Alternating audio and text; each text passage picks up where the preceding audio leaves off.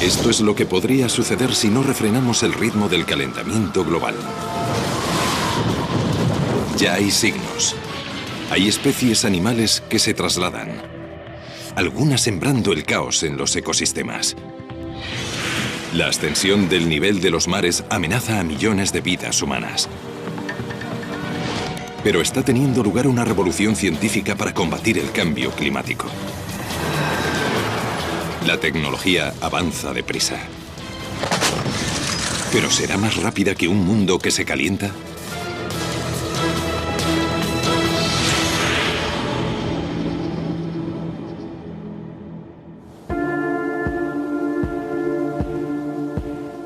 El clima de la Tierra siempre ha cambiado, pero raramente tan aprisa. En solo 250 años el planeta se ha calentado casi 1 grado centígrado o Celsius. Celsius es la escala que usan los científicos para medir la temperatura. Al ritmo actual de calentamiento, la mayoría de los climatólogos coinciden en que dentro de 50 años estaremos 1 grado más calientes y al menos 3 grados más a finales del siglo XXI.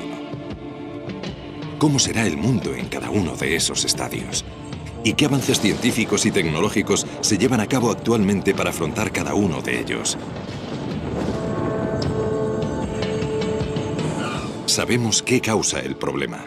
Los gases de efecto invernadero como el metano y el dióxido de carbono que actúan como una manta que rodea el planeta, atrapando el calor. Y los gases de efecto invernadero aumentan más rápidamente que nunca.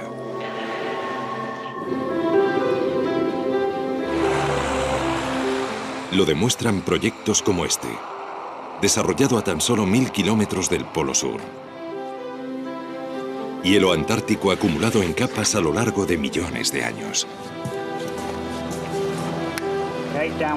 Los expertos climáticos británicos leen el pasado taladrando y examinando muestras de hielo o núcleos. Este núcleo de hielo tiene 750.000 años de longitud.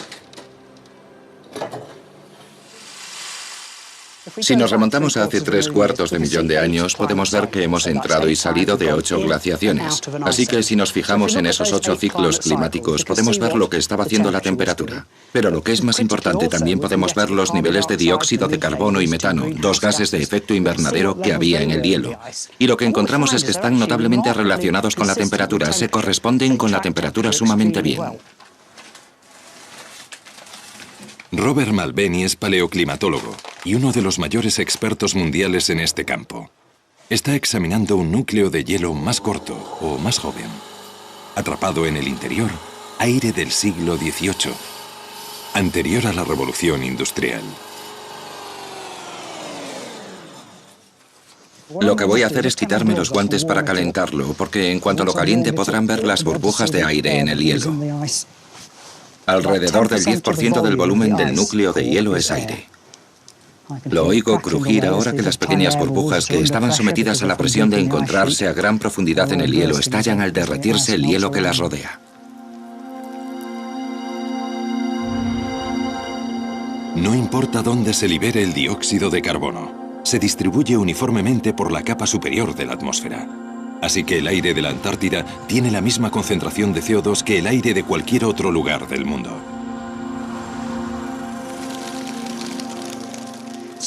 Así que este es aire preindustrial y lo que esperamos ver es qué nivel de dióxido de carbono había en el aire antes de que el hombre empezara a usar grandes cantidades de combustibles fósiles y a verter dióxido de carbono en la atmósfera. Aguarden a que se estabilice el instrumento. Así que tenemos 288 partes por millón. El nivel de dióxido de carbono de hoy es de 386 partes por millón. Es decir, que ha habido un incremento de 100 partes por millón en menos de 250 años. Puede que 100 partes por millón no parezca un gran salto, pero estamos 100 partes por millón más altos de lo que hemos estado en los últimos 3/4 de millón de años, y aumenta implacablemente 2 partes por millón cada año. A no ser que podamos disminuir la cantidad de dióxido de carbono que vertemos en la atmósfera, ese nivel continuará subiendo y habrá consecuencias en el clima. La preocupación por el cambio climático condujo a las Naciones Unidas a constituir el IPCC, siglas inglesas del Grupo Intergubernamental de Expertos sobre el Cambio Climático, un equipo que representa los hallazgos de más de 4.000 climatólogos. Lo lidera el doctor Rajendra Pachauri. La ciencia relacionada con el cambio climático ha alcanzado tal nivel de sofisticación y fiabilidad que no deja resquicio alguno de dudas sobre que el ser humano está influyendo en el clima de la Tierra. Ya con casi 1 grado más, estamos viendo pequeñas pero significativas consecuencias en el mundo natural. Como no solo asciende la temperatura del aire, sino también la de los océanos, muchas especies marinas cambian de hábitat, trasladándose del Ecuador hacia los polos.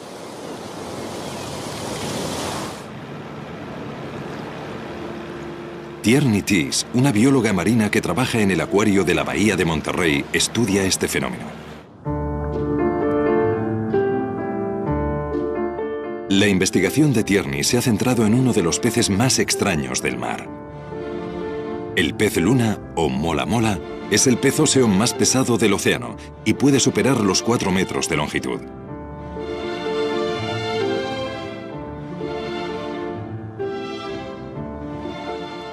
Da la impresión de que no está terminado.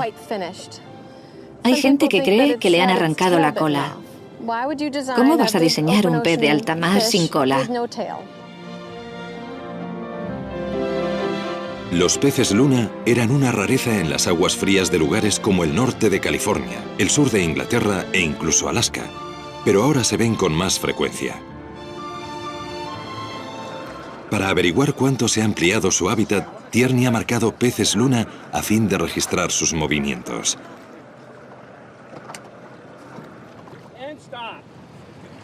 Tienes que sorprenderlos, porque los mola mola son muy asustadizos, mientras que otros te dejan interaccionar con ellos.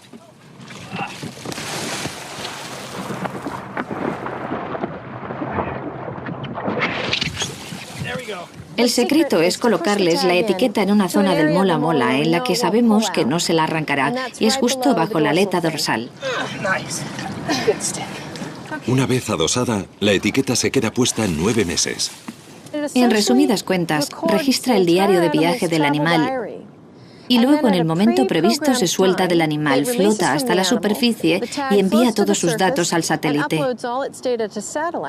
Ese satélite los reenvía a nuestros ordenadores y ahí podemos analizar todos esos datos.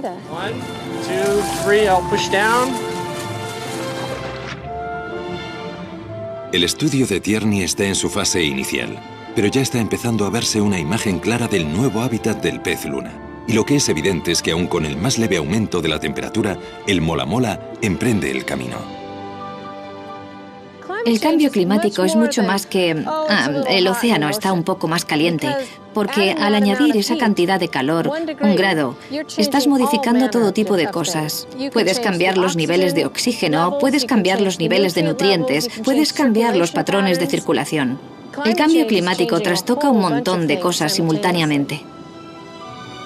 A causa del calentamiento global, las líneas de temperatura media se están alejando del Ecuador a una velocidad de unos 64 kilómetros por década.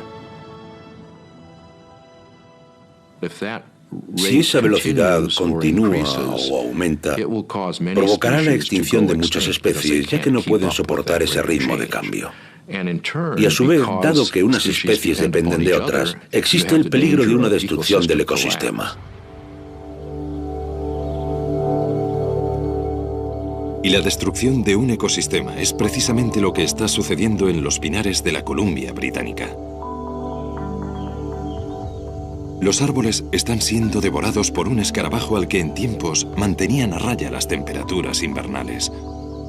Un aumento de menos de 1 grado ha permitido la proliferación del escarabajo del pino de montaña, que está diezmando la floresta.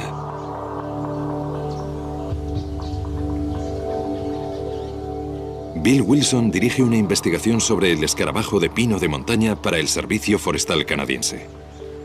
Emocionalmente es sobrecogedor. Cuando ves los pinos rojos no es signo del otoño o el invierno, es un signo de muerte. Esos árboles han sido asesinados por el escarabajo del pino de montaña. Este escarabajo es el responsable de la mayor plaga de insectos de la historia norteamericana. En los últimos 10 años, el escarabajo del pino de montaña ha destruido unos 13,5 millones de hectáreas de bosque, una superficie del tamaño de Grecia.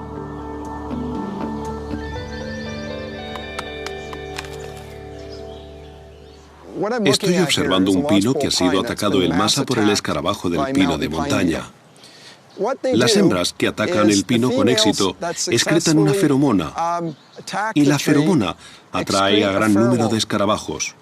Muy rápidamente, los árboles se ven invadidos. Cuando el escarabajo consigue situarse bajo la corteza, lo que hace es empezar a alimentarse del árbol y pone los huevos.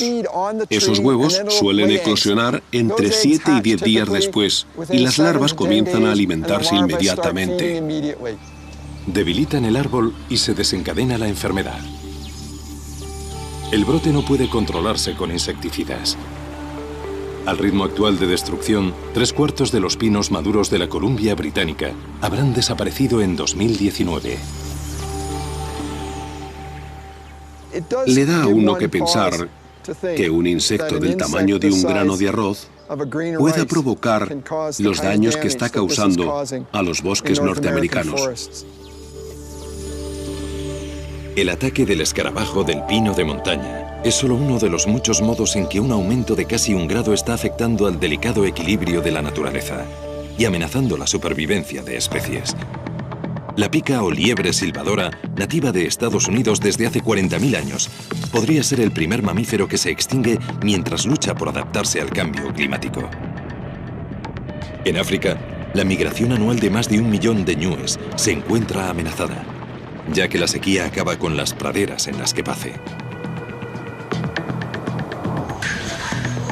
En las selvas tropicales de América Central y del Sur, 70 especies de atelópidos y dendrobátidos ya se han extinguido, ya que el cambio climático permite que un hongo letal medre entre ellas.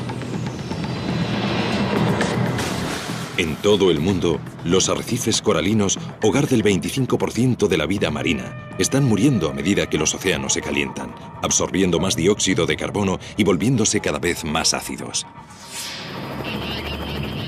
Pero es en el Ártico donde los efectos del calentamiento global son más evidentes.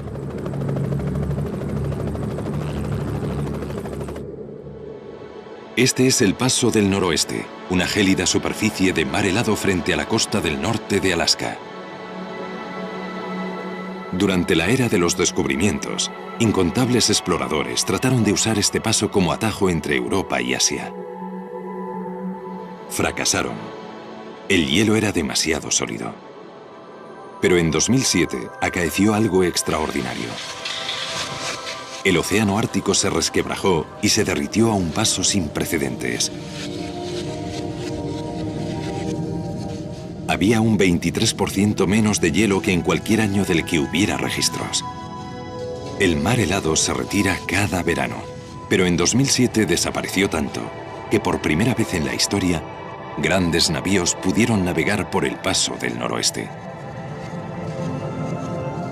Si continuase este ritmo de disminución, ya no habría mar helado estival en el Ártico para 2020. Si perdemos todo el mar helado y no se recompone, lo cual es posible, al final del verano habrá desaparecido y quizá el agua haya absorbido tanta energía solar que el mar helado no vuelva a formarse. Entonces, vas a tener importantes cambios de carácter permanente.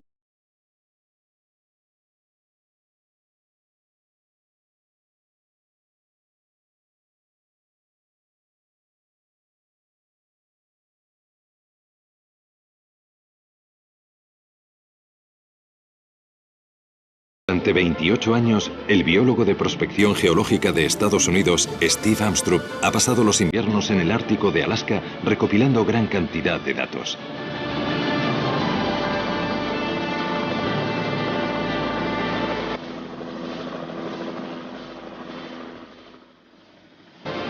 Está estudiando uno de los animales más magníficos del planeta.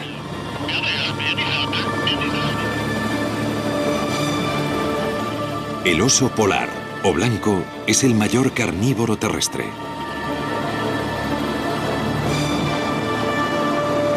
Está soberbiamente adaptado para vivir en este inmisericorde desierto desde hace 300.000 años. No puede adaptarse al cambio climático.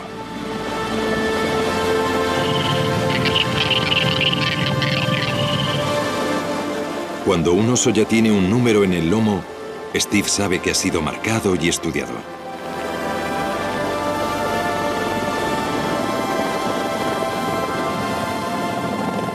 Usando un dardo tranquilizante, seda al oso sin marcar. Una hembra.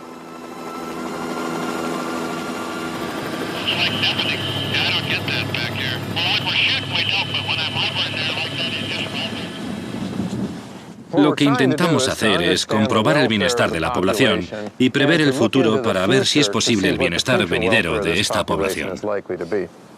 Steve y su equipo disponen de 1 hora para hacer una serie de pruebas para evaluar el tamaño, el peso y la salud de la hembra antes de que se pase el efecto del sedante. Bueno, esto es solo para conseguir diversas medidas y esta es la circunferencia total. O sea que parece que son 120,3. La investigación ha revelado que muchos osos polares se están quedando desnutridos. Los osos polares dependen totalmente para su nutrición de las focas que cazan en la superficie de este hielo y por lo tanto dependen completamente del mar helado para su supervivencia. Y nuestra preocupación actual es que el hielo marino de esta parte del mundo está declinando a una velocidad muy rápida. Steve ha realizado un descubrimiento revelador. Esta osa produce leche, pero sus oseznos no aparecen por ninguna parte. Lo que ha pasado es que ha perdido sus oseznos hace un tiempo y ahora está de nuevo en celo. Y eso significa que salió de una guarida de algún lugar de la costa esta primavera y perdió sus cachorros. En años recientes, Steve ha visto un gran descenso en el número de oseznos que sobreviven a su primer año y culpa a los cambios en el mar helado. Dado que hay menos hielo y la capa es más delgada, se forman más cordilleras a causa de la presión. Muros de hielo revuelto que suponen barreras formidables. Si eres un osezno solo de este tamaño, te es muy difícil afrontar ese tipo de cosas. Eres más vulnerable y puedes ser presa de otro oso o puedes resultar herido. O quizá no seas capaz de seguir el paso de tu madre cuando sale de su cubil en busca de alimento. Los hallazgos de Steve han contribuido a convencer al gobierno estadounidense para que catalogue a los osos como especie en peligro.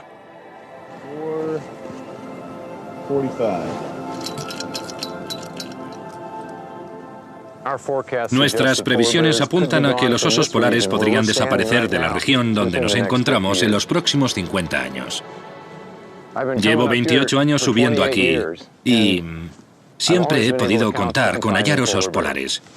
Si viviera para ver el día en que no pudiera venir y encontrar osos polares, me resultaría muy difícil de digerir.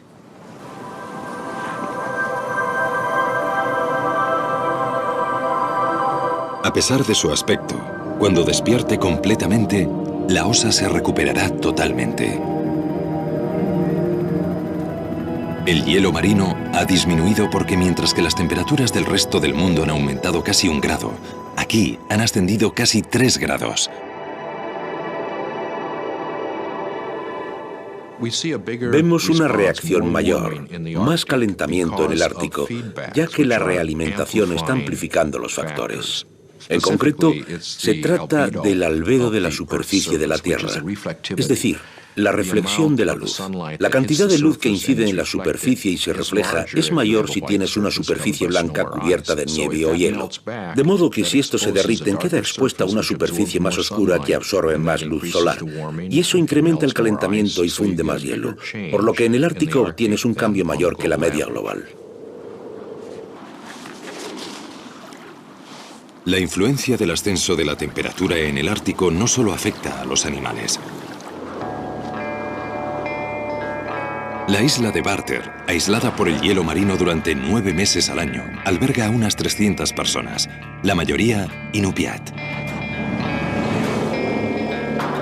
Durante innumerables generaciones, la vida de la isla se ha basado en la caza de animales para sobrevivir.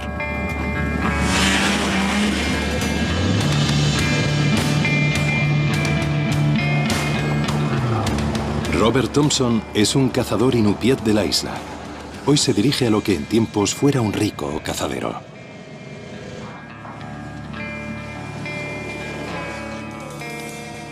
Estamos perdiendo algunos de nuestros mamíferos. Vamos a perder los búfalos árticos. Seguramente se extingan en esta zona en el transcurso de mi vida. El oso polar va a desaparecer, la población de caribú va a disminuir y también algunas aves. Sin nuestros animales nosotros desapareceremos, nuestro pueblo estará perdido, nuestra cultura se basa en los animales. Podríamos importar diversos tipos de alimentos y seguir viviendo aquí, pero las cosas que hacemos, las que nos definen, se perderán. La mayoría de los climatólogos cree que a mediados de este siglo habitaremos un mundo 2 grados más caluroso. El único modo de evitarlo es disminuir las emisiones y cambiar la forma de producir energía.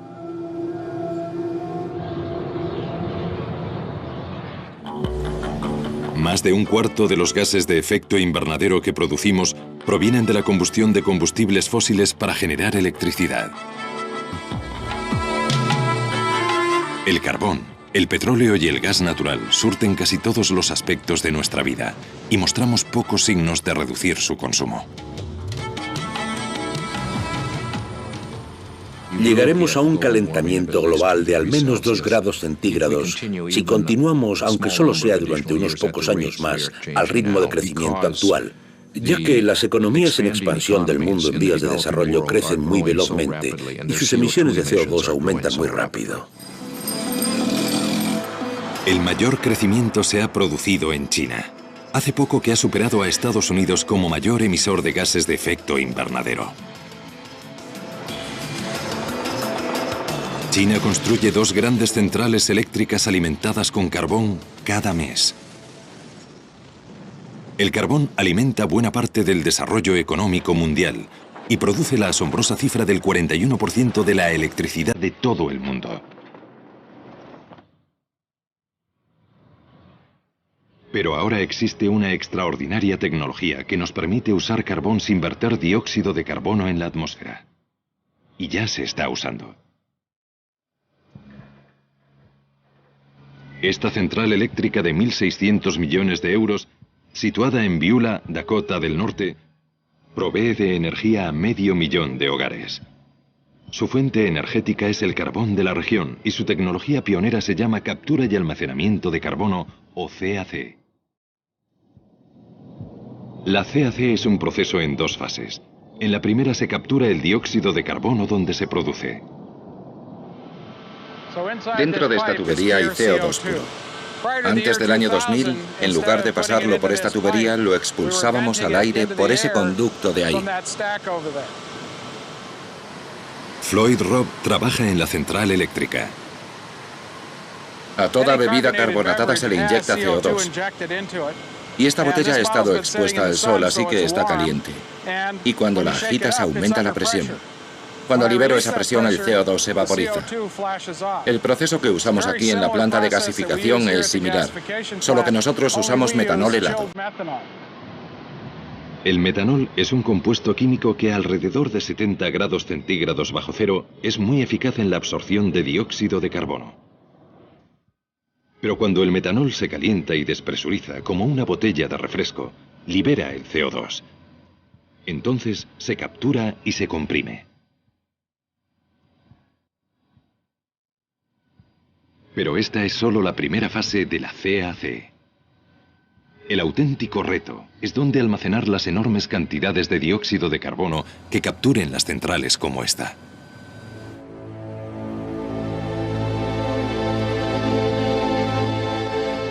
La solución podría hallarse aquí, en los magníficos cañones de arenisca del apropiadamente llamado Carbon County, Condado del Carbono, en Utah.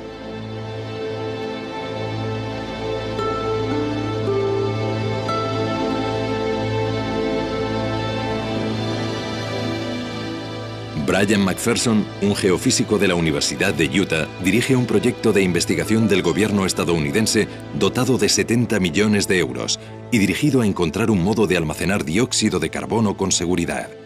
La solución más prometedora, inyectarlo en arenisca. La arenisca es un medio de almacenamiento estupendo, ya que, aunque parece sólida, en realidad es muy porosa. De modo que tiene muchos poros. De hecho, entre el 10 y el 15% de la roca son poros que normalmente contienen agua o salmuera. Y estamos viendo si podemos inyectar CO2 para reemplazar el agua o la salmuera. El equipo de Brian planea inyectar 1 millón de toneladas de CO2, la producción anual de una pequeña central eléctrica en formaciones rocosas a varios kilómetros de profundidad. En este cañón, esas capas se ven claramente. La formación Navajo es una enorme capa de arenisca. Aquí detrás de mí lo pueden ver como un acantilado cortado a pico. Bajo la formación Navajo está la formación Canter, una capa oscura, y debajo está la formación Wingate.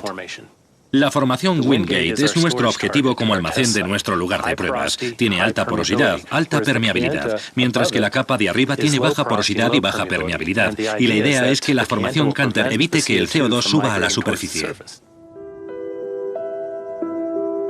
Si los sellos naturales aguantan, las posibilidades de capacidad de almacenamiento de las formaciones geológicas como esta de arenisca son enormes. En el estado de Utah, donde nos encontramos, tenemos capacidad para 50 años de almacenamiento en formaciones geológicas, y es un cálculo pesimista.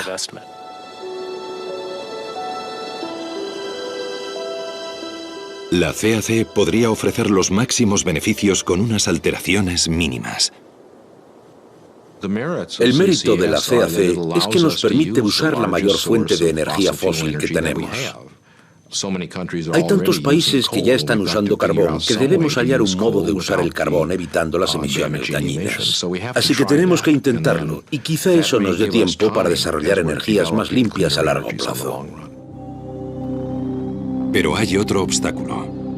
Al coste actual, la CAC podría añadir hasta un 60% a la factura de la electricidad. Y los estudios del gobierno no finalizarán hasta dentro de 10 años. Solo después de 2020 se considerará la adopción a gran escala de la CAC, y para entonces ya podría ser muy tarde. Si no detenemos el incremento de las emisiones globales para 2015, la mayoría de los expertos coinciden en que el calentamiento del planeta en 2 grados es inevitable. Y eso podría desestabilizar aún más nuestro clima.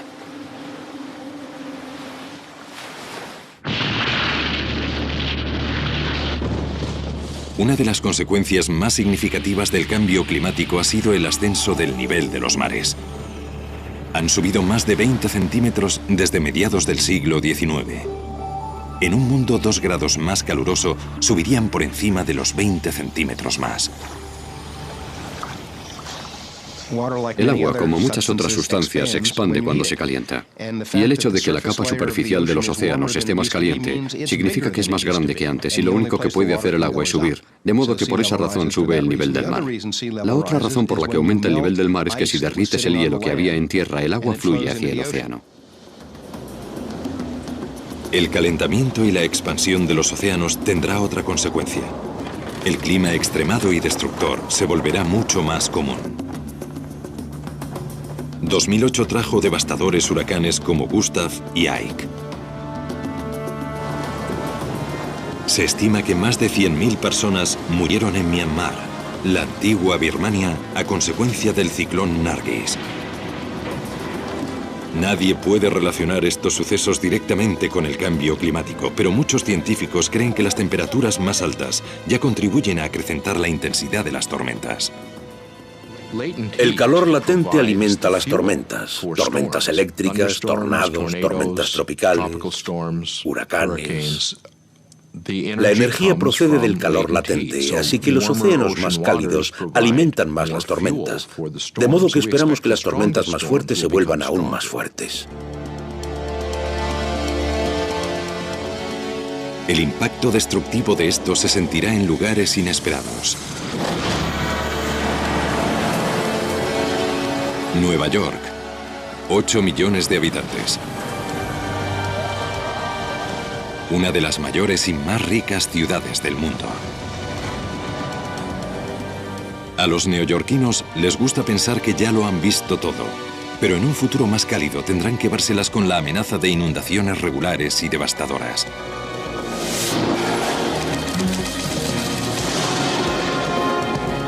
No es que Nueva York sea inmediatamente vulnerable al aumento del nivel del mar. Los mares tendrían que subir más de 6 metros para sumergir Manhattan.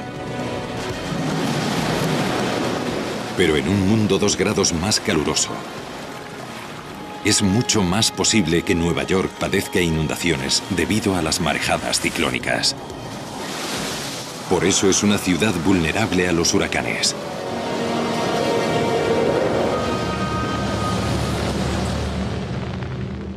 El último huracán fuerte se produjo en 1938, cuando el llamado Expreso de Long Island rozó Manhattan atacando desde una distancia de 112 kilómetros al noreste. Murieron más de 600 personas. Cientos de casas fueron barridas por el mar. Hoy esa tormenta se clasificaría como de categoría 3. Es paleotempestólogo, un científico que estudia las tormentas antiguas. Como los climatólogos de la Antártida, lo hace escarbando en la historia y tomando muestras de núcleos.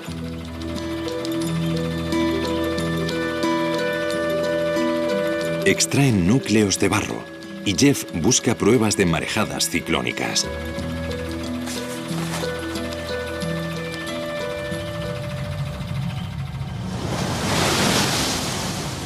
La marejada ciclónica es como un tsunami promovido por los fuertes vientos y las sumamente bajas presiones del ojo del huracán. Suele ser el elemento más destructor del ataque de un huracán.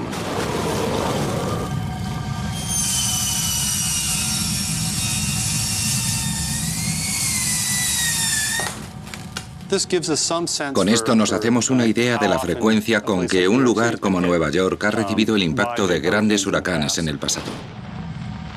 En resumidas cuentas, es como leer un libro. Nos retrotraemos en el tiempo, abrimos estos núcleos y pueden ver los ricos sedimentos orgánicos que se han depositado día tras día. Pero ocasionalmente, al adentrarnos más en el núcleo, ves estas gruesas capas de arena que se han depositado. Y estas capas de arena son el resultado de las marejadas ciclónicas que han pasado sobre la playa y han desplazado arena hasta estas pozas y marjales. Y esta gruesa capa de aquí data del huracán de Nueva Inglaterra de 1938. Estos núcleos proceden de muy cerca de la ciudad de Nueva York y seguramente daten del huracán de la ciudad de Nueva York de 1821. Fue la última vez que la ciudad fue atacada por un huracán intenso, probablemente el huracán de 1815. Probablemente 1675, 1635.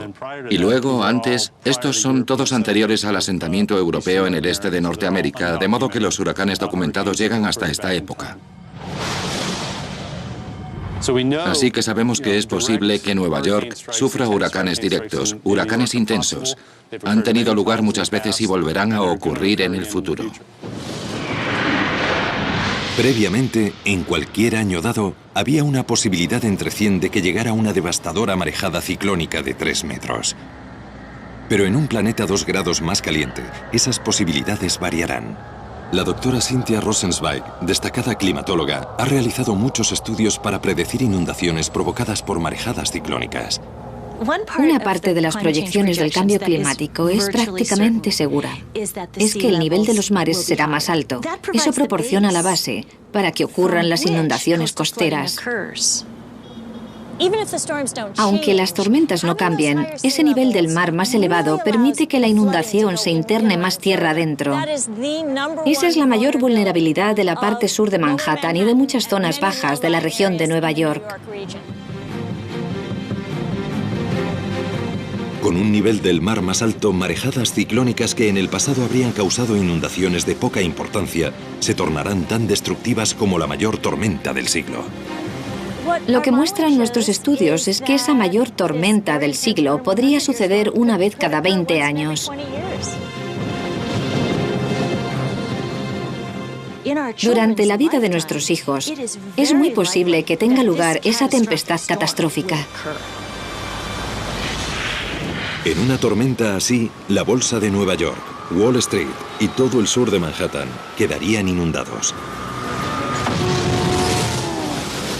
Partes de los distritos exteriores, Staten Island, Queens, Brooklyn y ciertas zonas de Nueva Jersey también quedarían anegadas. Pero quizá haya un modo de prevenirlo.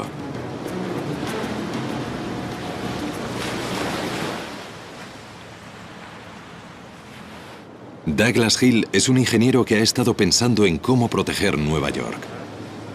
Él y sus colegas del grupo de investigación sobre las marejadas ciclónicas, Stony Brook, tienen un plan.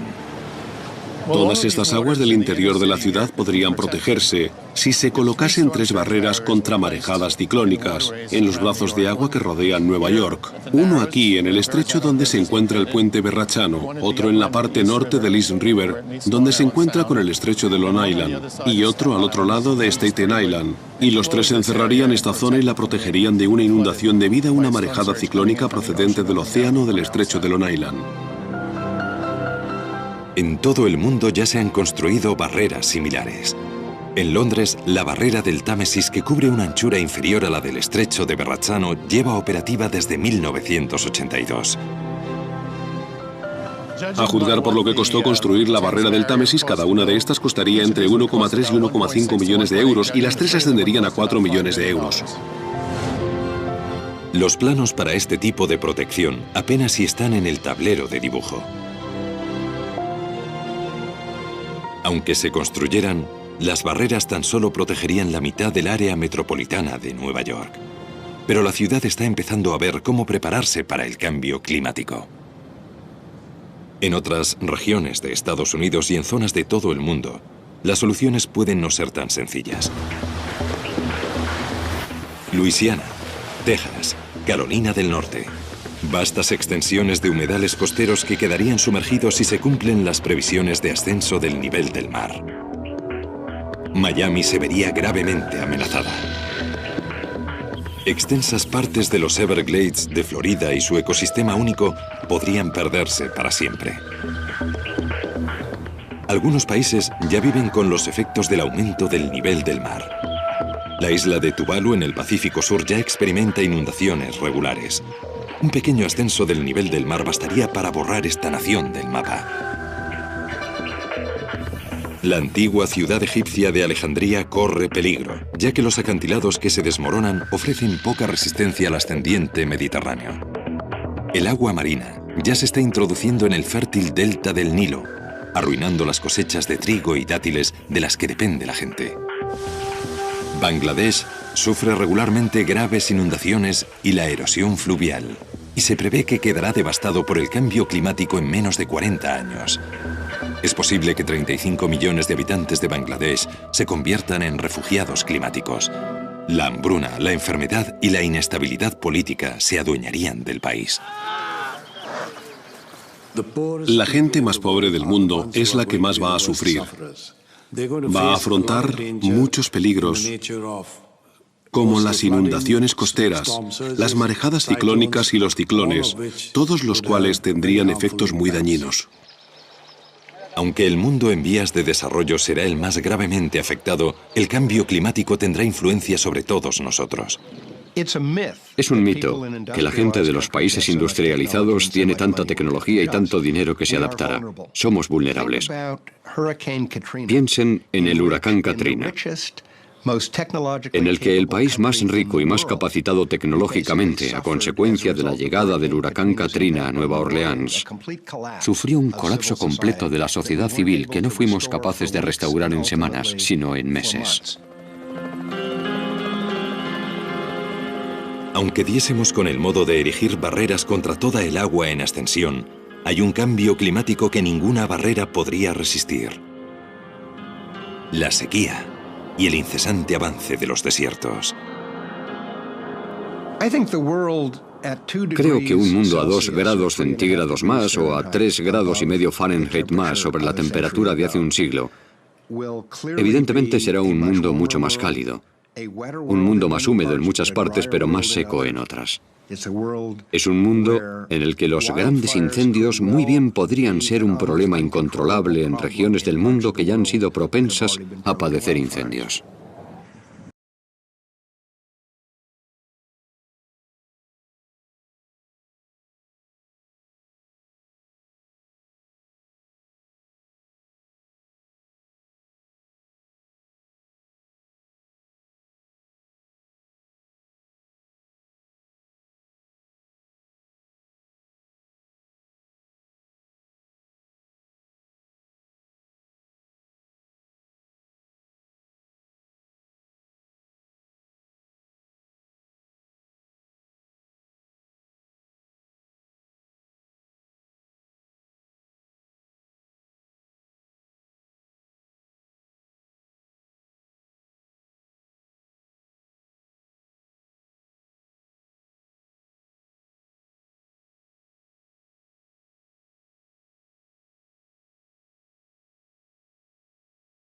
El climatólogo Anthony Westerling del campus de Merced de la Universidad de California ha observado los cambios. Una de las razones por las que es tan importante el glaciar Dana es que es un símbolo de lo que ocurre con la nieve y el hielo de Sierra Nevada y otras cordilleras de todo el mundo como consecuencia de las temperaturas más cálidas. Y como el glaciar conserva el agua y el hielo de año en año, una buena parte de nuestra reserva de agua se almacena como hielo o como nieve en las montañas cada año y se funde a finales de la primavera y comienzos del verano. Confiamos en ese abastecimiento para nuestras granjas y ciudades. El calentamiento global ya ha traído primaveras más tempranas a Sierra Nevada, y eso supone menos tiempo de nevadas invernales y menos acumulación de nieve, es decir, menos agua para California. Aun con un ascenso de la temperatura de casi 1 grado, los glaciares están menguando en todo el mundo. A medida que se caliente la Tierra, el deshielo acelerado de los glaciares supondrá una grave amenaza para grandes poblaciones.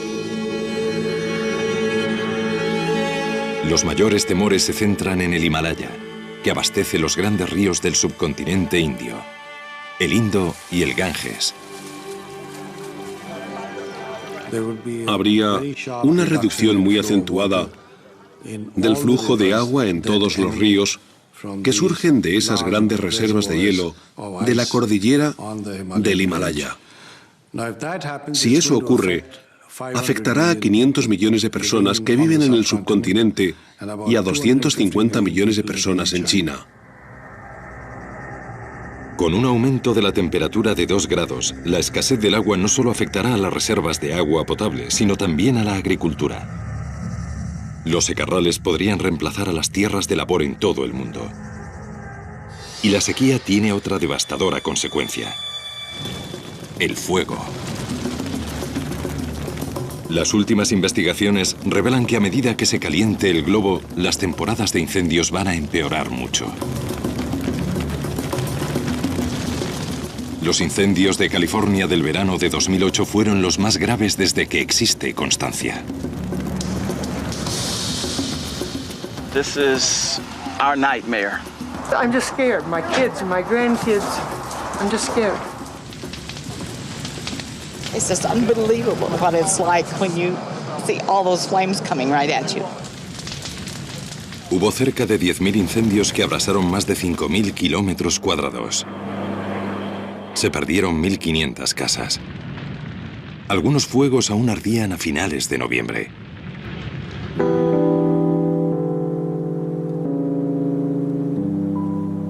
Un incendio se declaró aquí, en las estribaciones de Sierra Nevada. Pero lo que pasó en 2008 no fue un episodio aislado. Las investigaciones de Anthony Westerling han revelado una tendencia alarmante. Ha habido un tremendo y espectacular incremento de la duración de la temporada de incendios en el oeste de Estados Unidos, superando con mucho los 2 meses de duración. No será solo Estados Unidos el que sufra incendios más frecuentes e intensos. Será un problema importante para lugares como Australia, Rusia, Suráfrica y las zonas de Europa que sean más proclives a la sequía y las olas de calor. En un mundo 2 grados más caluroso, el Sáhara avanzaría hacia el norte. Esto está asociado con la extensión de algo llamado Cellular Hadley, que es el fenómeno en que el aire asciende en el Ecuador, donde el calentamiento producido por el Sol es más fuerte, y se mueve hacia afuera y desciende sobre regiones como el desierto del Sáhara. Al descender reseca el aire y acabas teniendo un desierto. Con el calentamiento global, esta célula se vuelve más gruesa y tiende a descender más al norte en el hemisferio norte, es decir, en resumidas cuentas, la región mediterránea. Cada año, millones de turistas se dirigen a las playas mediterráneas. Sin embargo, esto cesará cuando las temperaturas sigan aumentando. Lugares que hoy son tentadoramente cálidos se volverán secos, yermos e insoportablemente calurosos. Las economías locales se resentirán por el descenso del turismo. Para otras regiones, el aumento de la temperatura y la desertificación se convertirán en una cuestión de vida o muerte. Un incremento de 2 grados puede conllevar escasez de agua en varias partes del mundo. Para 2020, solo en África, habrá entre 75 y 250 millones de personas afectadas por la falta de agua a resultas del cambio climático. Si queremos evitar los efectos de un mundo 2 grados más caluroso, los esfuerzos individuales por reducir las emisiones ahorrando energía en casa y en el trabajo tendrán que ser algo que tengamos interiorizado. Lo más importante que la sociedad puede hacer para reducir su influencia sobre el clima global es incrementar la eficacia con la que usamos la energía. Coches más eficientes, aviones más eficientes, aires acondicionados más eficientes, bombillas más eficientes, electrodomésticos más eficientes, procesos de manufactura más eficientes. Hay unas posibilidades tremendas.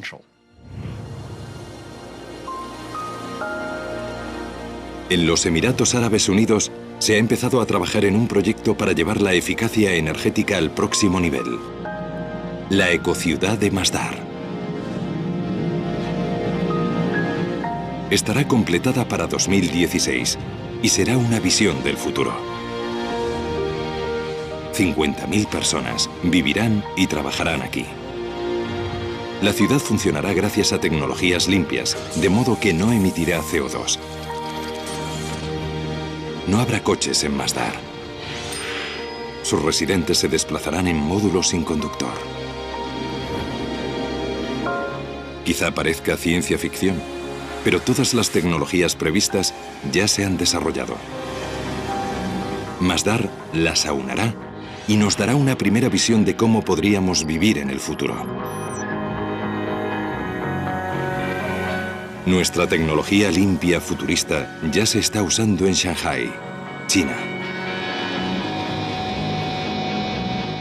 Este tren no tiene motor, es decir, que en principio no emite gases de efecto invernadero.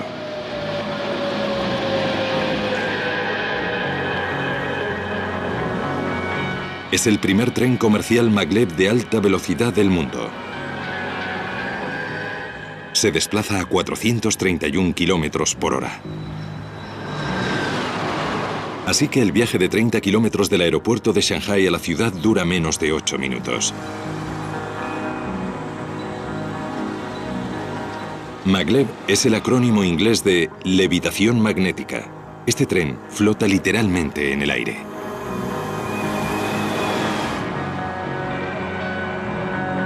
Fan Mo es uno de los directores de investigación y desarrollo del Centro Chino de Maglev. Los imanes situados bajo el tren lo suspenden en el aire. La gravedad trata de tirar de él hacia abajo. Juntas, estas fuerzas mantienen el tren en levitación. En cuanto despega del suelo, otro campo magnético en la vía impulsa el tren hacia adelante y lo frena. El tren ha reducido la fricción, es decir, que tiene una eficacia mayor y viaja más rápido.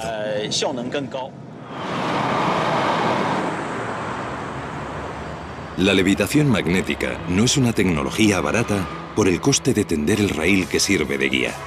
Los antiguos rieles tendrían que sustituirse, pero los beneficios serían enormes. La fuente de gases de efecto invernadero que más crece es el transporte aéreo. Los maglevs podrían ofrecer una alternativa a los vuelos que cubren distancias cortas, lo que transformaría completamente los viajes por Europa, Asia y Norteamérica.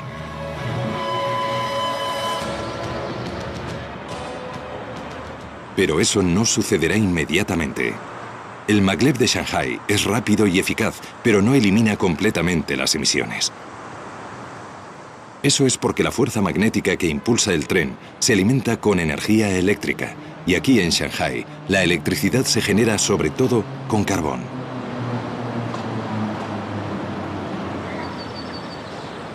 O sea que para que esta brillante tecnología tenga un auténtico impacto, debemos o bien perfeccionar la captura y almacenamiento de carbono, o bien dar con un modo alternativo de producir electricidad. Un país ya lo ha conseguido, dominando la naturaleza. El 99,9% de la energía de Islandia se produce sin emitir gases de efecto invernadero.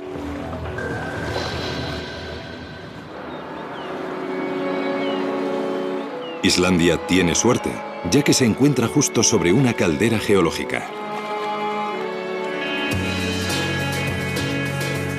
En el balneario de la Laguna Azul, cercana a la capital Reykjavik, la gente se baña en las mismas aguas geotermales que se usan para generar su electricidad. Tradicionalmente, este balneario se surtía de las aguas residuales de la central geotérmica de Svartsengi, que no produce gases de efecto invernadero. Aquí, el agua supercaliente de las profundidades emerge en forma de vapor, lo que impulsa las turbinas generadoras de electricidad. La energía geotérmica está disponible en lugares como Islandia, donde hay mucha actividad volcánica. Han dejado de depender de las energías fósiles para obtener electricidad. Pero no para los coches. En Islandia hay más coches por persona que en casi cualquier país del mundo. Pero su uso pionero de una nueva tecnología quizá deje obsoletos los coches tradicionales.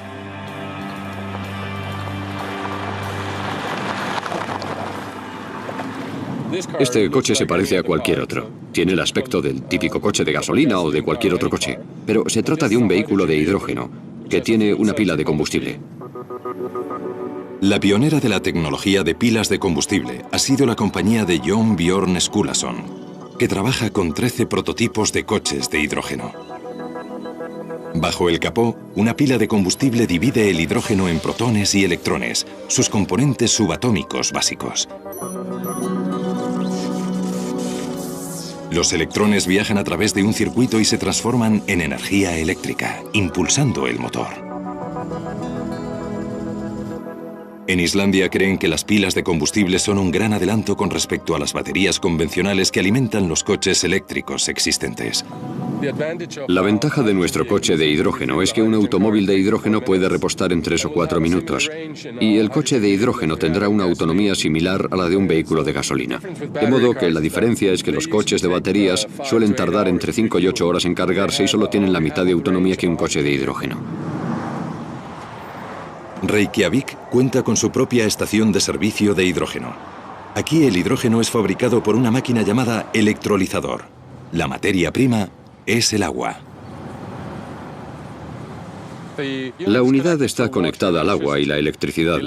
El electrolizador divide el agua en hidrógeno y oxígeno. El oxígeno se evapora en la atmósfera y luego purificamos el hidrógeno. El hidrógeno va a un compresor ya que tiene un volumen mucho mayor, de modo que para tener suficiente energía en un vehículo hay que comprimir el hidrógeno. Una vez comprimido, el hidrógeno puede bombearse directamente en el coche, y la única emisión es el líquido que llegó al electrolizador al principio del proceso. Solo agua pura. Excelente. El hidrógeno como combustible es un logro emocionante, y más porque no hay que cavar ni taladrar para obtenerlo. No obstante, hay considerables trabas que vencer.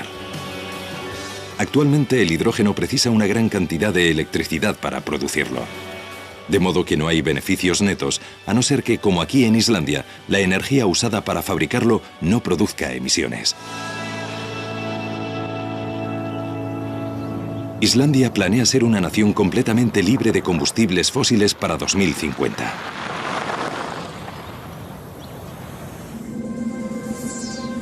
Pero para otros países que no se encuentran sobre un inagotable surtidor de energía renovable, hay otra fuente disponible que puede dominarse: el sol.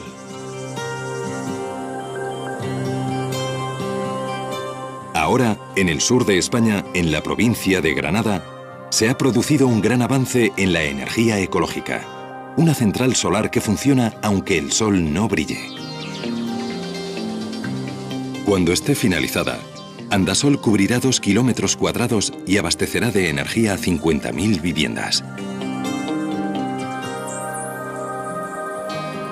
Es un gran paso adelante, ya que una central de carbón con una producción similar emitiría 180.000 toneladas de dióxido de carbono anuales.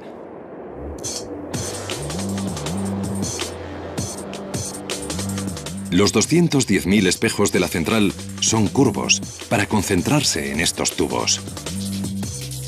El aceite del interior se calentará lo suficiente como para impulsar unas turbinas de vapor, generando así electricidad. El ingrediente secreto de Andasol se encuentra en estos tanques. Sal fundida. La sal conduce y almacena el calor sumamente bien. El exceso de calor generado durante el día es absorbido por la sal. Por la noche este calor almacenado produce vapor para seguir moviendo las turbinas. En el futuro, este tipo de tecnología podría generalizarse. Se podrían instalar grandes centrales solares en regiones secas y soleadas del norte de África, Texas y los estados desérticos. Vastas zonas actualmente inútiles para la agricultura podrían resultar ideales para la generación de energía. España no es el único país que avanza a pasos agigantados en las tecnologías energéticas limpias. El Reino Unido está dominando el viento, construyendo el mayor parque eólico del mundo. Con 271 turbinas, el parque londinense generará suficiente energía para 750.000 de casas. La primera central eléctrica marina del mundo se ha construido en Portugal. La Polamis usa sus movimientos serpenteantes de sus secciones articuladas para generar una electricidad que bastará para 15.000 viviendas. En Zuru, cerca de Malay, en la India, los excrementos humanos se usan para alimentar el alumbrado público de la ciudad. Otras ciudades indias lo están considerando. En China, la presa de las Tres Gargantas es la mayor central hidroeléctrica del mundo. Está diseñada para producir tanto como 22 grandes centrales alimentadas con carbón. Aunque no es energía verdaderamente renovable, y pese a su controvertida reputación, la energía nuclear está experimentando un resurgimiento. Actualmente proporciona a Francia el 70% de su electricidad, y varios gobiernos están planeando la fabricación de nuevas centrales.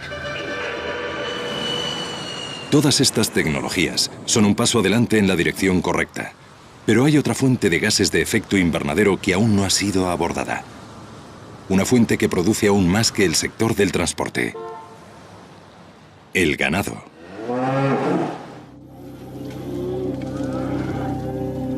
La industria ganadera de todo el mundo es la responsable de una asombrosa proporción de las emisiones de gases de efecto invernadero, el 18%. Es más de lo que suman los aviones, los barcos y los coches. Eso es porque la carne y los productos lácteos necesitan más y más tierras despejadas para pastos. Y se requiere una gran cantidad de energía para producir el alimento de los animales y refrigerar y transportar la carne. Las propias reses son la fuente de un gas particularmente nocivo, el metano. Una vaca madura lactante emite 14 litros de metano al día. Como gas de efecto invernadero, el metano tiene más de 10 veces el efecto de atrapar energía que el dióxido de carbono, o sea que es crucial reducir su emisión. En una cámara estanca especial, Christopher Reynolds de la Universidad Británica de Reading estudia las emisiones animales con detalle científico. El metano que se produce es un producto de la fermentación del alimento de las vacas debido a los microorganismos, unos microbios que producen metano y que se encuentran en su estómago. Y esos microbios ayudan a digerir el alimento que la vaca consume, pero uno de los subproductos es el metano.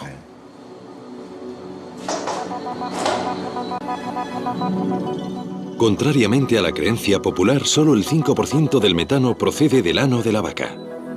El otro 95% sale por su boca y su nariz. Detener esta fuente de gas de efecto invernadero supondría un gran logro. Uno de los santos griales de la gente que trabaja en este campo es tratar de dar con un así llamado antibiótico ecológico, un compuesto bioactivo procedente de una planta que tenga una acción antimicrobiana. En otras palabras, que acabe específicamente con los bichos que producen metano. Un tratamiento inhibidor del metano solo es una solución parcial. Una forma mucho mejor de reducir el metano sería que todo el mundo dejase de consumir carne. Y como eso es difícil que ocurra, se están desarrollando otros modos de reducir las emisiones del ganado.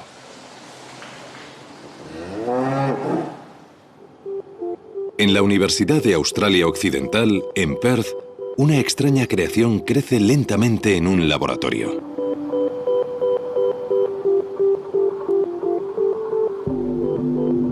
Oron Katz trabaja en el Departamento de Ciencias Biológicas.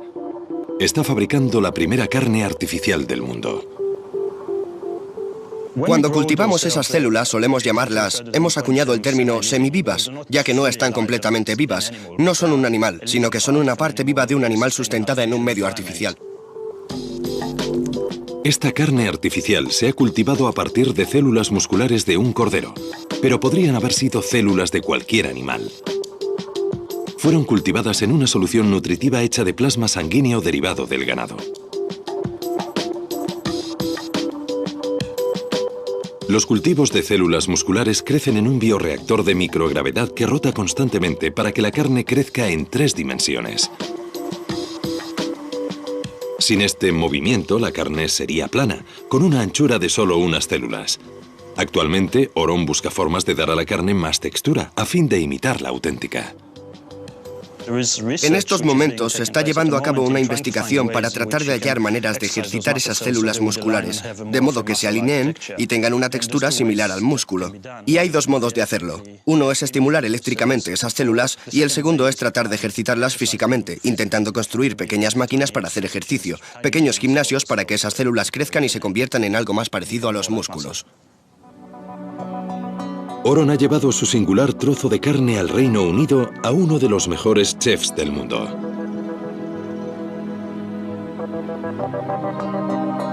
Heston Blumenthal, poseedor de 3 estrellas Michelin, es célebre por fusionar ciencia y gastronomía. Esta carne es tan innovadora que en Gran Bretaña no se reconoce como alimento y legalmente no puede comerse. It's got a smell of raw liver to it. I never really sniffed it, but I'm not allowed to eat it, so that's about as close as I can get.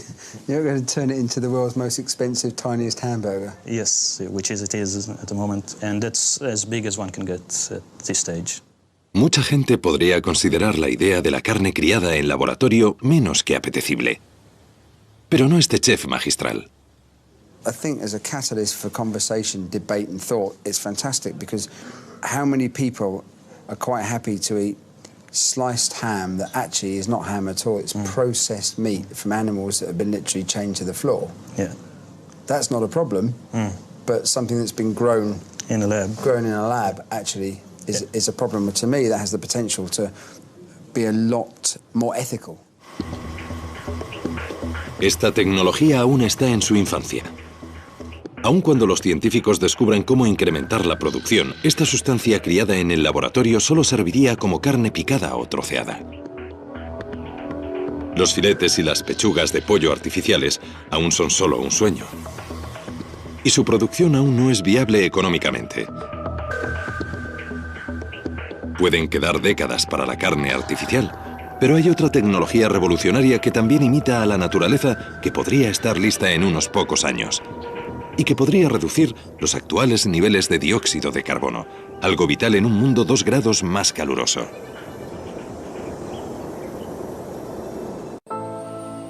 Es una idea inspirada por los bosques del mundo.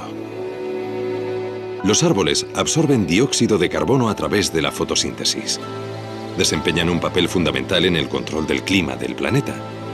De modo que, ¿la reforestación a gran escala no compensaría el calentamiento global?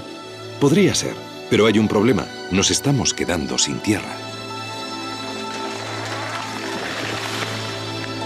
Se están talando o quemando bosques para convertirlos en terrenos agrícolas a un ritmo de 356 kilómetros cuadrados diarios.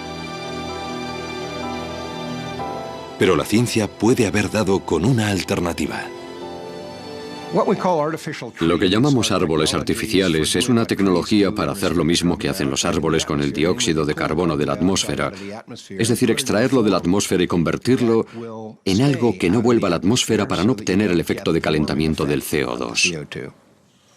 Mientras que las energías renovables y las tecnologías como la captura y almacenamiento de carbono se centran en evitar más vertidos de CO2, los árboles artificiales podrían reducir la cantidad que ya hay en el aire.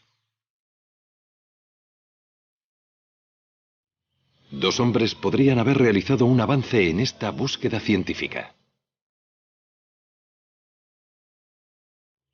El físico teórico Klaus Lackner y el ingeniero Alan Wright.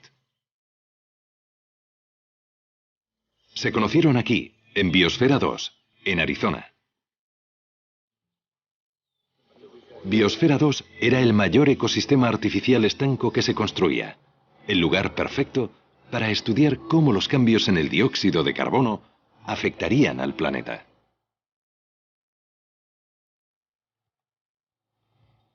Cuando Allen y Klaus comenzaron a trabajar en cómo fabricar un árbol sintético viable, sabían que sería un paso gigantesco en la lucha contra el aumento del nivel de CO2 y el calentamiento global. El primer dispositivo que construyeron usaba hidróxido sódico, un componente químico conocido por su capacidad para absorber dióxido de carbono. Pero inmediatamente se toparon con problemas. La solución de hidróxido sódico es un material terrible para trabajar. Es muy corrosivo y cáustico. Como posible candidato tecnológico, sencillamente no funcionó. Así que volvieron al trabajo y fabricaron esto. El avance del segundo aparato era que abandonamos las soluciones de hidróxido sódico líquido como medio para captar el dióxido de carbono. En lugar de eso hallamos un plástico que era capaz de absorber el dióxido de carbono directamente estando seco.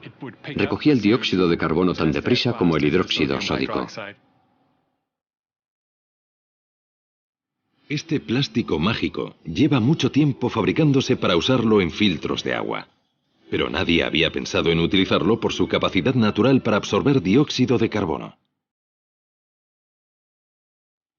En el nuevo prototipo, más parecido a un armario alto que a un árbol, se colgaron láminas del plástico. Pero para que el plástico fuera reutilizable, es decir, económicamente viable, debían encontrar un modo de que liberase el CO2 capturado. Otro compuesto químico, el carbonato sódico, tenía propiedades que podían eliminar el CO2 del plástico.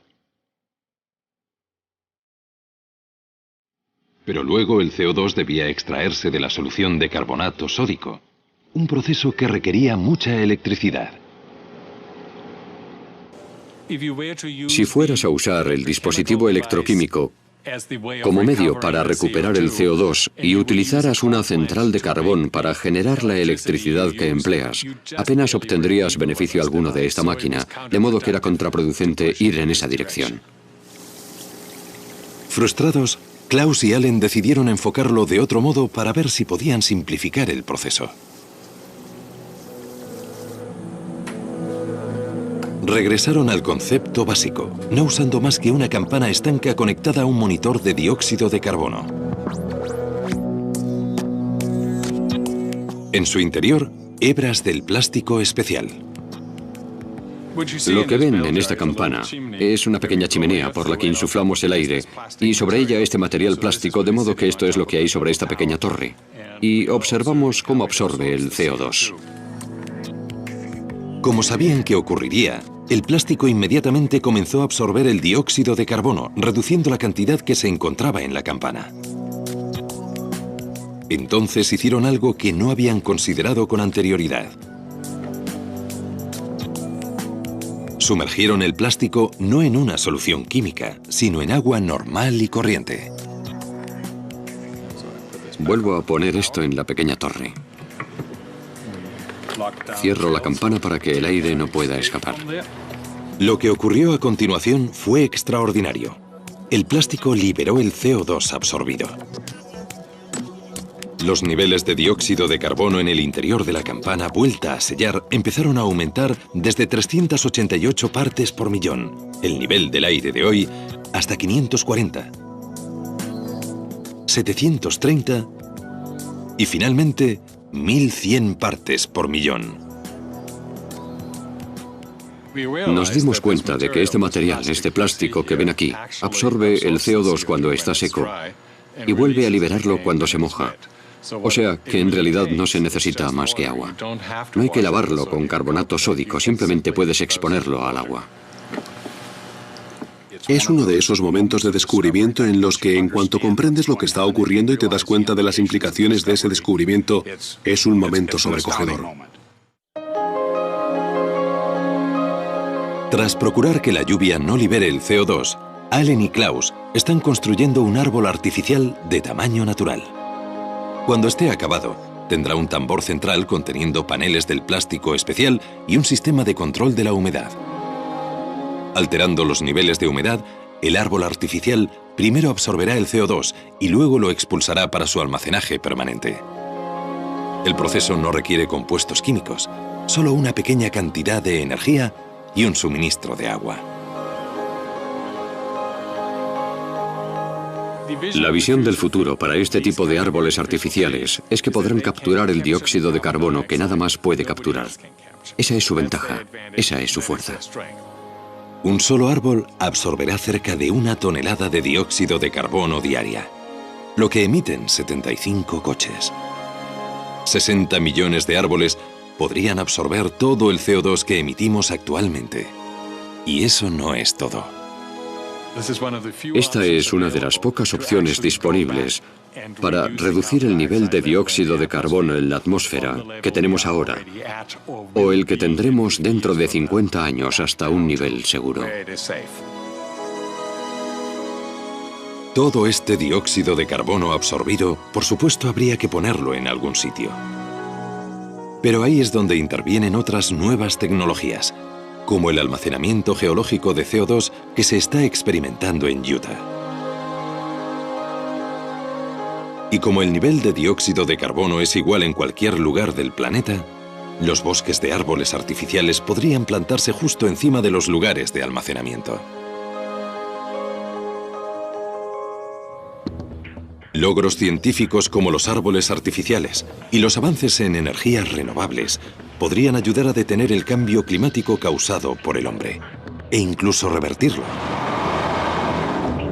Pero si no se adoptan medidas como estas y nuestras emisiones continúan creciendo, los climatólogos advierten que en este siglo podríamos aumentar 3 grados con respecto a la media preindustrial.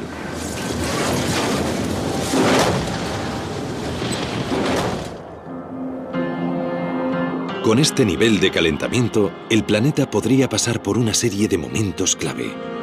Cambios tan significativos que el clima podría llegar a descontrolarse.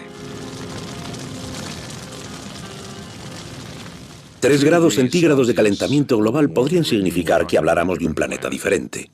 Es un planeta que no existe desde hace millones de años. No había humanos en el planeta cuando estaba 3 grados más caliente. No solo el nivel del mar sería distinto, sino que las zonas climáticas cambiarían. Sería un planeta muy diferente. La última vez que el planeta se calentó tanto fue hace 55 millones de años. Entonces la temperatura aumentó 6 grados. Pero se calentó a un ritmo mucho más lento que el actual. Los efectos fueron catastróficos y entre ellos se contaron extinciones masivas en los océanos. El planeta tardó 100.000 años en recuperarse. Una subida de 3 grados es una perspectiva de pesadilla para todos. El profesor Peter Cox pertenece al Centro Hadley del Reino Unido, uno de los grupos de predicción del clima más punteros del mundo.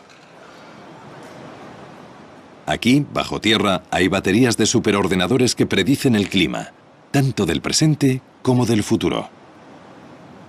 Al superar los 3 grados, forzamos más de lo habitual el sistema climático, pero no hay indicaciones del registro climático pasado. Y por lo que sabemos sobre el sistema climático puede variar muy repentinamente. Un sistema climático que cambiase repentinamente, haciéndose 3 grados más caluroso, llevaría lluvias a regiones cercanas al Ecuador, como la selva amazónica. Al calentar el sistema obtienes un patrón de temperaturas oceánicas en los trópicos que en resumidas cuentas atrae la lluvia de la Amazonia. Amplía la estación seca y lo que parece ocurrir en la Amazonia es que cuando la estación seca dura más de 4 meses el fuego se enseñorea de ella, de modo que el bosque tropical húmedo se transforma en sabana. Cuando el fuego se adueña de una jungla, crea unas condiciones que hacen inevitables los incendios recurrentes. Se produce un efecto cascada. En la selva amazónica se acumula el equivalente a al menos 10 años de emisiones de CO2, buena parte del cual volvería a liberarse en el aire.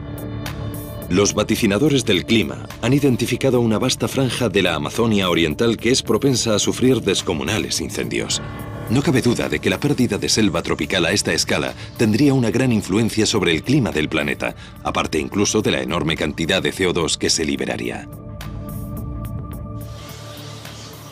La pérdida de la Amazonia obviamente sería una catástrofe absoluta para la gente que vive en ella y acabaría con uno de los ecosistemas más diversos de la Tierra, pero también tendría unas consecuencias no solo regionales sino globales.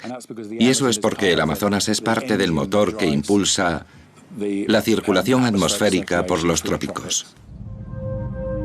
Los patrones climáticos globales podrían verse radicalmente alterados con un impredecible influjo sobre la lluvia en todo el hemisferio norte.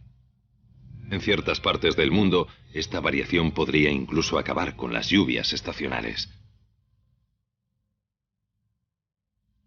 Y con un aumento de 3 grados centígrados, la selva amazónica no es el único ecosistema que se perdería. También desaparecería la zona de permafrost que se extiende entre Alaska y Siberia y el norte de Europa.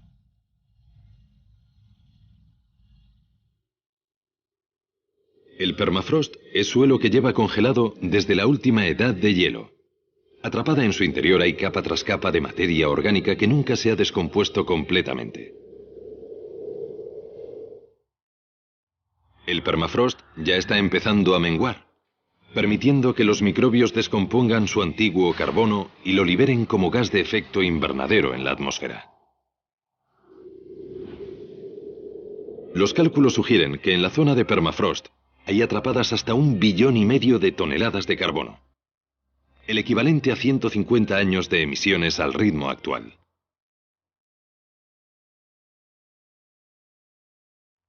Y lo que es peor, hay una cantidad desconocida de metano encerrado en el permafrost, el gas de efecto invernadero que es 20 veces más peligroso que el CO2.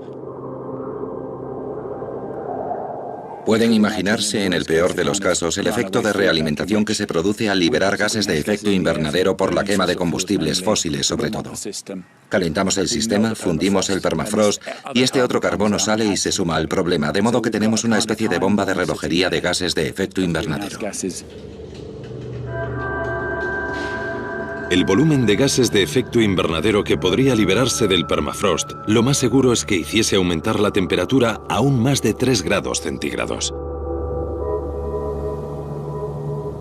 Y en Groenlandia y el Antártico hay otra bomba de relojería: las capas de hielo. A diferencia del hielo marino ártico, las capas de hielo se forman principalmente en tierra. Solo la vasta capa de hielo de Groenlandia contiene 2.850 billones de toneladas de agua.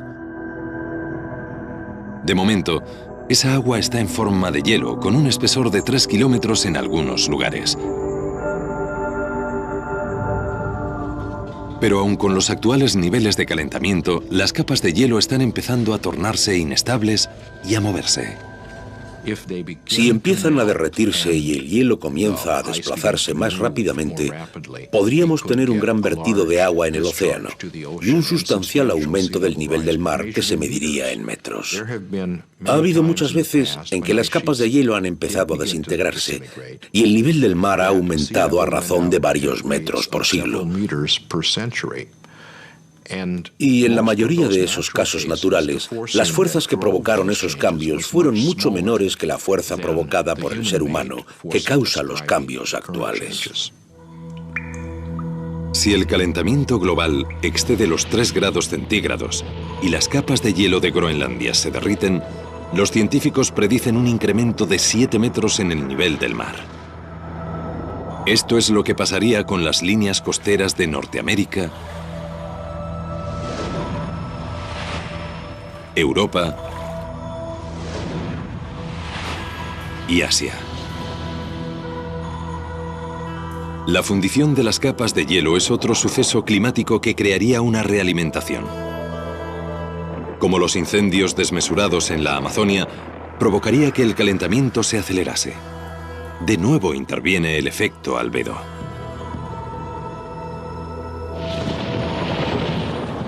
Si la superficie reflectante de la luz del hielo desaparece, todo ese calor es absorbido y el clima de la Tierra se vuelve aún más caluroso. ¿Podrían usarse nuestras ciudades para revertirlo?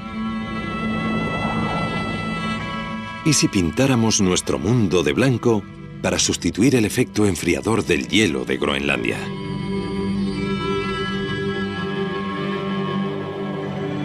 En México, el norte de África, Grecia y España, la gente lleva mucho tiempo viviendo en poblaciones blancas. Las casas blancas son más frescas. Aunque haya sido creado artificialmente, esto también provoca el efecto albedo. Pero la mayoría de las ciudades están cubiertas de asfalto y cemento oscuro. Esto no refleja el calor, sino que lo absorbe. De hecho, las ciudades crean sus propios microclimas. Las temperaturas en áreas construidas pueden ser hasta 6 grados más cálidas que el campo circundante. O sea que, ¿hay algún modo de convertir las grandes urbes modernas en blancas aldeas griegas, al menos en cuanto a su capacidad de reflexión? ¿Será este el aspecto que tendrá el futuro?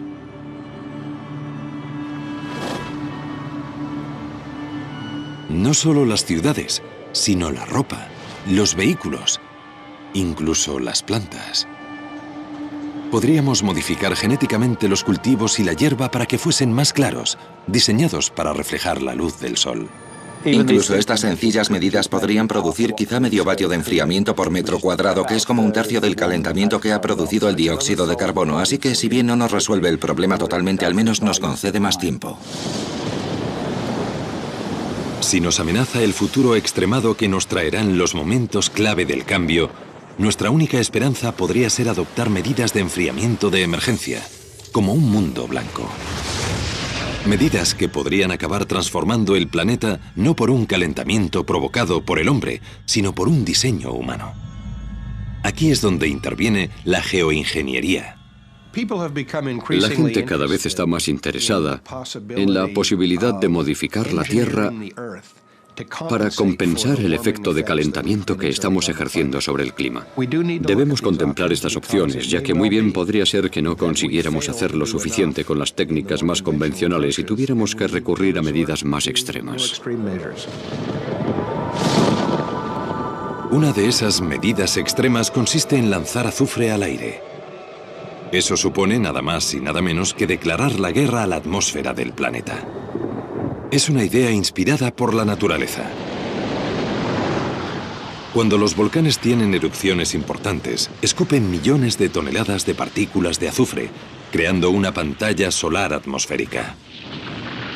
Estos sucesos han reducido la temperatura global hasta en más de medio grado centígrado.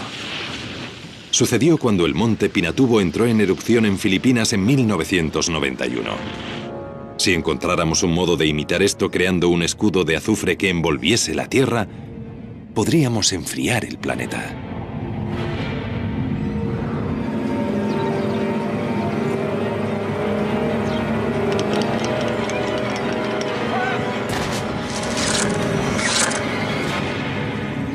Quizá podríamos hacer que el ejército disparase azufre a lo alto de la atmósfera usando sus cañones. Mientras lo conserves ahí, tienes un escudo que refleja parte de la energía del sol. Además, veríamos unas bonitas puestas de sol, aunque también haría otras cosas. Todos somos conscientes del problema del agujero de la capa de ozono que tuvimos cuando modificamos la química de la estratosfera y se produjo el agujero de la capa de ozono. Ahora no sabemos lo que podría pasar con la química de la estratosfera, pero nos inquieta que algo ocurra.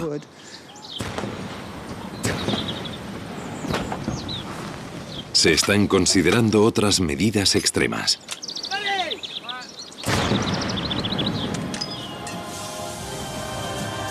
Tales como barcos que vaporicen niebla en el aire, creando más nubes.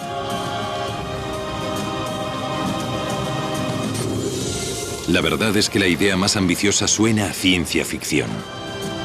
Millones de espejos puestos en órbita reflejarían la luz del Sol, alejándola de la Tierra. Pero si colocas un espejo ahí, necesitas un espejo de unos 2000 kilómetros de diámetro. O quizá la idea que se maneja últimamente, que es poner muchos espejos más pequeños con ordenadores a bordo para tenerlos apuntando en la dirección correcta. Es una idea absolutamente tremenda de contemplar. Resultaría enormemente caro. Pero no hay por qué llegar a eso. Existen o se están desarrollando soluciones y tecnología para detener e incluso revertir el calentamiento global. Los momentos clave del cambio y las medidas estrambóticas con un coste desmesurado no tienen por qué alcanzarse. La idea es una emergencia. Hemos llegado a un punto en el que necesitamos acciones drásticas rápidamente si queremos evitar desastres a corto plazo.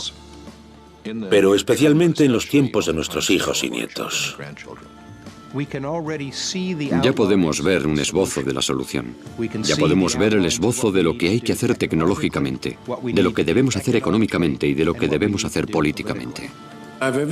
Tengo todas las razones para creer que hay una chispa de cordura, de sabiduría, de prudencia en las personalidades humanas, a resultas de lo cual yo creo que seremos capaces de resolver este problema colectivamente.